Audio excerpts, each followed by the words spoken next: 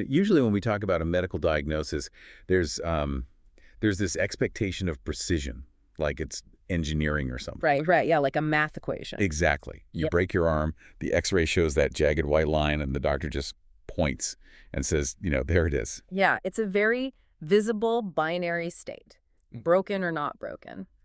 And I mean, that clarity is deeply comforting to the human brain. Right. But then you step into the world of self-optimization, modern fitness trends, the psychology behind all of them, and suddenly that X-ray machine is just, well, it's completely useless. We're looking at a wellness landscape that is incredibly murky. Oh, absolutely. It's the very definition of diagnostic muddy waters. And that is exactly why we are here. Welcome. We are so glad you are joining us for this deep dive. It's going to be a big one today. It really is. Today, our mission is to explore the hyper-competitive world of self-optimization. This massive boom in fitness trends and the hidden psychological traps that come with trying to constantly upgrade ourselves. Because there are a lot of traps. So many. We've got a massive stack of research today. We're pulling from everything from a UK anti-doping report and scientific studies on dysmorphia, all the way to a Psychology Today piece, a Media Smarts tip sheet, an LO Canada investigation into biohacking, some data from Club Solutions magazine, and, surprisingly, an article on applying game theory to your life. Yeah, the game theory one is really going to tie it all together later. It really does. Okay, let's unpack this. And I think we should start at the very root of this modern wellness obsession, which is our brains. Right, because to understand why people are pushing themselves to such extreme physical limits today, I mean, we really have to look at the psychological drive that initiates that behavior in the first place. Our Psychology Today source dives into Leon Festinger's social comparison theory, and this was formulated way back in 1954. Oh, wow. So this isn't a new concept at all. Not at all. Festinger posited that we essentially figure out our own social and personal worth based on how we stack up against others. And he broke that down into downward and upward comparison, right? Exactly. Like comparing yourself to someone who is struggling more than you can provide perspective. Maybe boost self-esteem. But then upward comparison, like looking at a mentor or a highly successful peer, that has historically been a vital tool for motivation. Yeah, and growth. I mean, the problem isn't the comparison itself. The problem is the scale. What's fascinating here is that we are essentially running Pleistocene-era cognitive software in a 21st century digital world. Oh, that's a great way to put it. Right. The human brain evolved over millennia to gauge status and capability within a small local tribe. You measured yourself against maybe a few dozen people. Right, your immediate village. Exactly. And that mechanism was crucial for survival. It ensured you maintained a useful role in the community. But now, I mean, we are carrying supercomputers in our pockets. The stats show the average social media user spends about 2.5 hours a day on platforms that, well, they completely hijack that tribal survival mechanism. Yeah, they do. We are forcing a prehistoric brain to measure itself against a curated global feed of billions of people. Billions. It's too much. It is. When you are exposed to inescapable, extreme upward comparison for hours every single day, the brain registers a constant, severe deficit in status. Because there's always someone richer, fitter, better looking. Always. And as a result, your self-efficacy, your foundational belief in your own capability to achieve things, it just plummets. Which brings up this concept of apparent reality from the Media Smarts tip sheet. I used to think social media was like a sports highlights reel, right? Like, we assume it's a live broadcast, but we only see the winning goals, never the missed shots or the injuries. That's a really good analogy. But it's actually much more insidious than that. It's like being locked in a funhouse mirror maze that only distorts reality in one direction. It makes everyone around you look like an immaculate giant while totally shrinking your own reflection. Right, because people use filters, they carefully stage their lives, And our brains, looking for that tribal context, are tricked into thinking this artificial perfection is the baseline normal.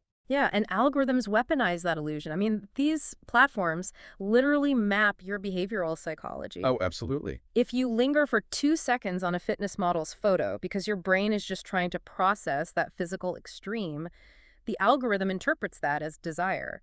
It then feeds you 100 more images just like it, trapping you in this localized feedback loop that entirely warps your perception of reality. Wait, so by just staring at these manipulative reflections, are we basically training our own algorithms to make us miserable? Sadly, yes. We are voluntarily feeding the machine the exact data it needs to exploit our deepest evolutionary insecurities. Man, that is bleak. It gets worse. Clinically, we are seeing this physically alter how people view their own bodies. The scientific abstract we looked at from MDPI, it examined the relationship between social support and muscle dysmorphia. And for anyone who doesn't know, muscle dysmorphia is a psychological condition marked by this obsessive preoccupation that your body is insufficiently muscular or lean. Right. And the study found that problematic social media use acts as a direct mediator for muscle dysmorphia. Wow. So this isn't just a fleeting feeling of insecurity after scrolling.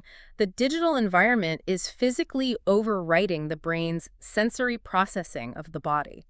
So the comparison trap is so intense that the brain looks in a physical mirror and superimposes the digital funhouse distortion over actual reality. Exactly. You literally don't see what's actually there. And when your brain is tricked into thinking a distorting standard is normal, you naturally start looking for dramatic, unnatural ways to change your actual reflection. Which leads people to take some very dangerous shortcuts. Exactly.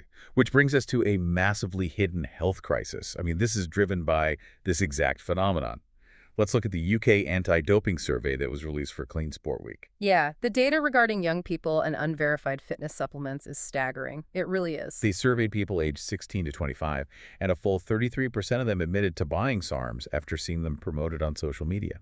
And for young men, that number spikes to 39%. Wait, 39%. Almost 4 in 10 young men are buying these. Yes. And to grasp the gravity of that statistic, we have to look at the mechanism of what a SARM actually is. Right. SARM stands for Selective Androgen Receptor Modulator. Correct. These are experimental chemical compounds that were developed primarily in the 1990s. The original medical goal was to treat severe muscle-wasting diseases like cancer-induced cachexia or, severe osteoporosis. They were abandoned. Yeah. I mean, no SARM has ever been approved for human consumption by any medical regulator anywhere in the world. None. Zero. Yeah. Furthermore, they are strictly banned by the World Anti-Doping Agency. So why are they so popular if they're banned and unapproved? Well, the selective part of the name is what makes them so dangerously appealing. Traditional anabolic steroids, they flood the entire body with synthetic testosterone, right? Right, which causes all sorts of issues. Exactly. It hits everything from muscle tissue to the prostate to your hair follicles, causing widespread side effects. SARMs were engineered to selectively bind only to the androgen receptors in bone and muscle tissue, telling those specific cells to rapidly synthesize protein. Okay, I see. That sounds like a magical shortcut, which is exactly how influencers are peddling them online to teenagers. The survey found that 42% of these young people are being exposed to content promising superhuman results at least once a week. It's everywhere on these platforms. But here is where I get incredibly frustrated. If these are experimental drugs from the 90s that were literally never approved for medical use, how are influencers just casually selling them like protein powder? Yeah, this raises an important question about how the internet is regulated. It comes down to a glaring loophole in digital commerce and regulatory enforcement. Influencers and online labs, they exploit ambiguity. How so? Well, they label these intense chemical compounds as research chemicals, or they literally stamp not for human consumption on the bottle to skirt FDA or local regulations. Oh, wow. Just a sticker to avoid the law. Right. Meanwhile, the surrounding marketing heavily implies or outright states that these are the keys to a shredded physique. It completely overrides basic critical thinking for a kid who's feeling insecure. And the biological cost is severe. Because even though they are quote-unquote selective, the body is incredibly smart. It senses these foreign chemicals activating the androgen receptors. Right. Once the brain detects that high level of receptor activation, it triggers a negative feedback loop to the hypothalamic pituitary gonadal axis. Can you translate that for us? Simply put, the brain assumes the body has too much testosterone, so it completely shuts down its own natural hormone production. Oh, no. Yeah. So when a young person stops taking the SARM, their natural testosterone is tanked. Add to that the severe oral toxicity, which leads to liver damage, heart inflammation, and even blood clots. The physical toll is massive. Yet the UK anti-doping report reveals a terrifying parental blind spot. They surveyed parents of 14 to 19-year-olds, and 48% of them firmly believed their kids had zero exposure to this kind of content. Almost half of parents think their kids aren't seeing it at all. Exactly. While a third of the kids are actually purchasing experimental drugs online. That disconnect really highlights the isolating nature of algorithmic feeds.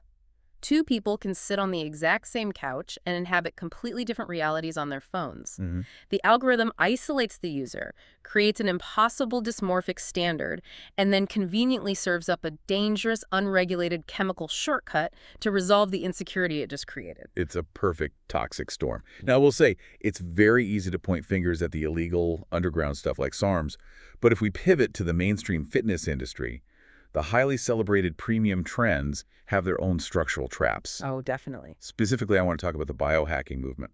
Right. Biohacking has completely moved from niche tech bro forums into a massive global industry. The Club Solutions magazine article notes the market was valued at nearly $20.94 billion in 2023. That is billion with a B.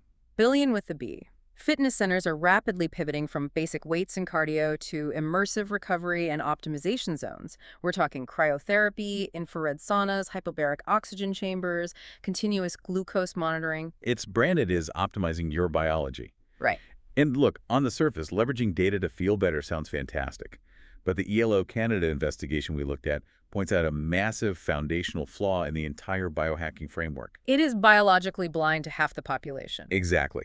Historically, medical and fitness research has defaulted to the male physiology as the baseline standard. Sadly, yes. Biohacking is simply the latest, most expensive iteration of this gender bias. The most popular protocols, like strict 16-hour intermittent fasting, extreme cold water immersion, fasted high-intensity interval training, these were largely developed by men, tested on male cohorts, and popularized by male podcasters and executives. The ELA Canada article tells this fascinating story about Sarah Saska, a Canadian entrepreneur. She joined tech billionaire Brian Johnson's BP 5000 longevity trial. Oh, right. Johnson is the one famous for spending millions a year trying to reverse his biological age. Yes, that guy. So Saska signs up, drops $1,600 on his proprietary supplements and pureed meals, and then spends another $700 on a blood draw that goes disastrously wrong. But the physical mishaps weren't even the deal breaker for her. Oh, it was the absolute lack of biological consideration. She quit within a month because she realized the male-led medical team had zero answers on how to adjust these incredibly strict protocols for a woman's menstrual cycle. Unbelievable. The central team wasn't even tracking it. So female participants in the trial actually had to create their own separate underground chat threads just to compare notes on cycle disruptions, missed periods, and severe fatigue. Dr. Elaine Chin, a longevity physician quoted in the investigation, she really breaks down the mechanism of why this happens. The core of biohacking relies on what we call hormetic stressors. Right. A hormetic stressor is a brief, intense microdose of physical damage, like the shock of a freezing ice bath or the cellular stress of caloric restriction. Okay, so you stress the body out on purpose. Right, because the body reacts to this microdamage by overcompensating, building back stronger, and Yeah. increasing resilience. But the timing of that stress is everything. It is entirely dependent on hormonal stability. Male hormones operate on a highly stable 24-hour cycle. Testosterone peaks in the morning and gradually tapers off at night. So men essentially wake up with a fresh, predictable biological slate every single day. Exactly. But women's hormones operate on a complex, shifting cycle lasting roughly 28 days, moving through the follicular, ovulatory, and luteal phases. Here's where it gets really interesting. Applying male biohacking protocols to a female body without adjusting for that 20-day cycle is, well, it's like putting premium diesel fuel into an unleaded engine. Oh, I love that comparison. Right.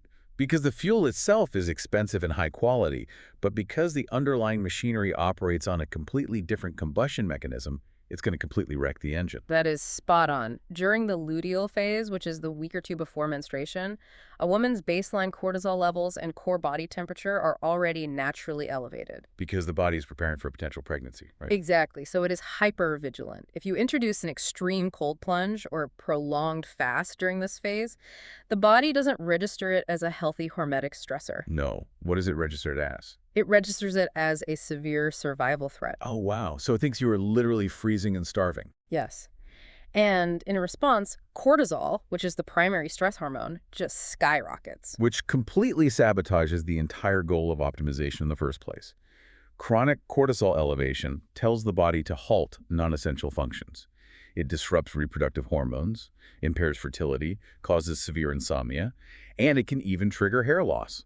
Yeah, you are paying a premium to actively degrade your own health. True biological optimization requires working harmoniously with your physiological state, not trying to bludgeon it into submitting to a spreadsheet. The article actually quotes Louise Epperton, a programming lead, who reframes this brilliantly.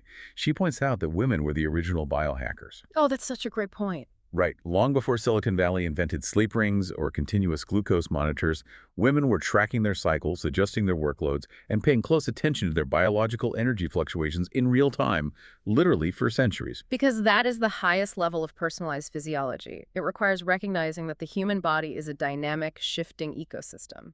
Right. What optimizes cellular function on day 5 of a cycle might actively harm it on day 25. Exactly. Adopting a rigid, male-centric protocol blindly isn't hacking your biology, it's just ignoring it entirely. Okay, so we find ourselves in a landscape where chasing algorithmic perfection pushes young people toward muscle dysmorphia and unregulated experimental chemicals. And then on the other side, blindly following the most premium mainstream biohacking trends can lead to profound hormonal chaos. That's a mess. It really is. So if the current frameworks are failing us, how do we actually improve our well-being safely? We need a completely different strategy.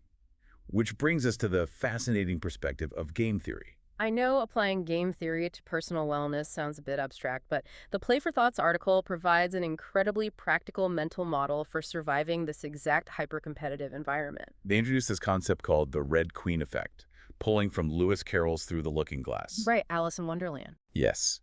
The Red Queen tells Alice that in her kingdom, quote, it takes all the running you can do to keep in the same place. And in evolutionary biology, this describes a constant arms race where a species has to relentlessly adapt just to survive against competing species that are also adapting. Which is exactly what we see playing out perfectly in the biological arms race of social media and fitness. Oh, 100%. The baseline standard of what is considered fit or beautiful escalates every single year. A standard gym routine isn't enough anymore. Now you need a customized biohacking protocol. Right, and being lean isn't enough.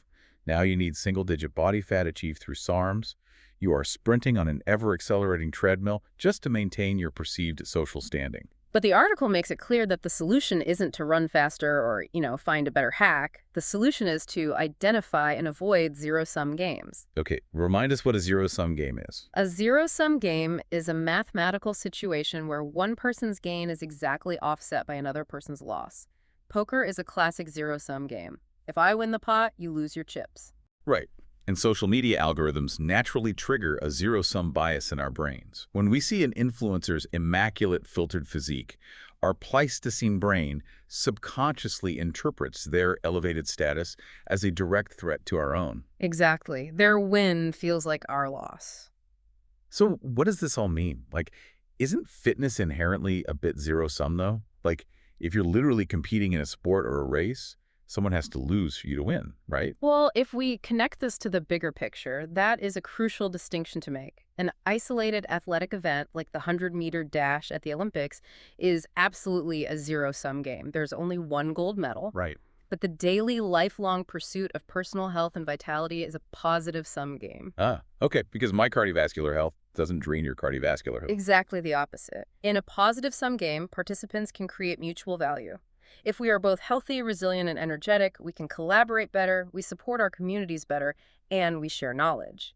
The Play for Thoughts framework really urges us to, quote, play long-term games with positive people. So how do we actually apply that and step off the Red Queen's treadmill?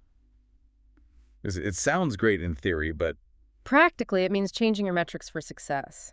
You have to stop optimizing for comparative external metrics, like how your biceps measure up against some 19-year-old on Instagram taking SARMs, and start optimizing for internal compounding metrics. okay, like what?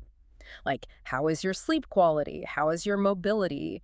Are you building habits that will actually pay dividends when you are 70? It's about compounding interest in your biology. Yes, exactly. True returns in wealth, relationships, and health, they don't come from a 90-day extreme shortcut program or a $1,500 proprietary pudding. They come from small, sustainable, positive habits compounded over decades. And when you realize the social media arms race is a rigged, zero-sum illusion designed to keep you insecure in buying products, you can simply choose not to play. You regain your autonomy by opting out of the artificial competition altogether. Exactly. You just walk away from the table. Man, this has been such a revealing journey through these sources. We started by exploring the evolutionary mismatch of our brains, learning how the primal instinct to compare ourselves for tribal survival has been completely hijacked by algorithms and funhouse mirrors. Creating widespread psychological distress and muscle dysmorphia, yeah. And we saw how that distress drives dangerous extremes, from young people risking severe organ damage with unapproved SARMs just to meet an impossible digital standard. To the realization that even the most elite mainstream biohacking protocols suffer from a fundamental blindness to human biology, dangerously treating female bodies like defective male machinery. And ultimately, we discovered that the most effective way to navigate this landscape isn't to hack harder, but to strategically change the game we are playing. Moving away from toxic zero-sum comparisons and focusing on positive-sum lifelong vitality. Exactly. So as you go about your week, whether you are scrolling through your feed, evaluating a new health trend, or just trying to feel a little more comfortable in your own skin, remember this core lesson from our stack of sources today. In a cultural movement obsessed with pushing the human body beyond its natural limits, the smartest thing you can do is learn to actually listen to your body and honor its biological boundaries. Step out of the funhouse mirror maze and just pay attention to what your unique physiology is actually telling you. I want to leave you with one final thought to mull over. What if the ultimate biohack in our hyper-connected, hyper-optimized modern world is simply making the radical decision to stop treating our bodies like engineered machines that constantly need new software updates and start treating them like the dynamic, shifting, beautifully complex ecosystems they actually are? When you view the body as an ecosystem, you nurture it instead of trying to override it. Perfectly said. Thank you so much for joining us as we explore these sources today. Stay curious, take care of yourselves, and we will catch you on the next deep dive.